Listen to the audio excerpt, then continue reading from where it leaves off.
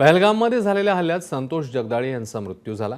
आपल्या वडिलांवर झालेला हल्ला आसावरी यांनी उघड्या डोळ्याने पाहिला। या सगळ्या परिस्थितीला त्या कशा सामोरा गेल्या ते त्यांनी एबीपी माझाशी बोलताना सांगितले। आपल्यासोबत आसावरी आहे।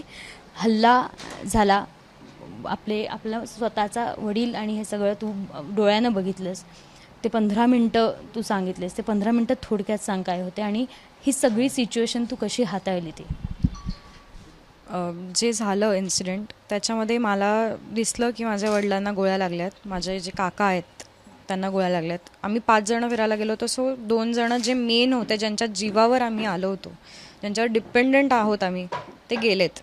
असं म्हणतात ना, ते एक सपोर्ट असतो जो आपल्याला मिळत असतो, जो आपल्याला दिसत नाही आणि सिक्स सेन्स आपला तेव्हा वर्क करतो। सो त्या सिच्युएशनला मी त्या दोघींना उठवलं। मी म्हटलं आपण नाही गेलो तर आपण मरू। त्या रेडी नव्हत्या उठायला। काकू म्हटलं आता आपण जगून काय फायदा आहे? मी म्हटलं असं नाही, आपल्याला आपल्या मागे फॅमिली आहे। मी त्या दोघींना उचललं, त्यांना उचलून मग मी म्हटलं की आता काही झालं तरी आपल्याला इथनं निघायचं आहे, आपण खाली गेलो तर ह्यांना मदत मिळेल।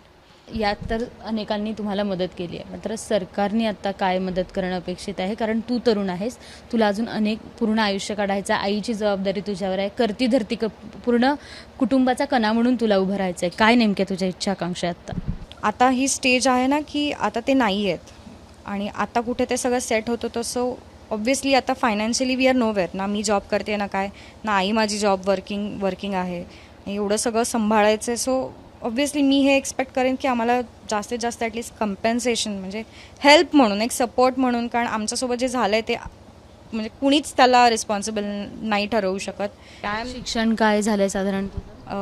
माझं MBA झालं आहे आणि त्याच्यानंतर मी डिप्लोमा लेबर लॉज आता जस्ट रिसेंटली मी केलं।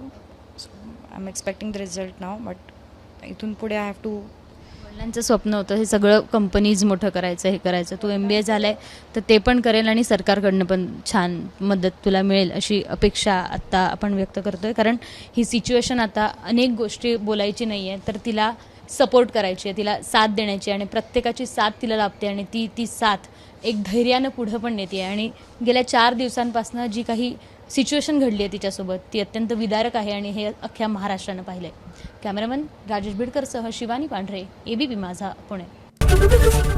एबीपी माझा, उघडा डोळे बघा नीट।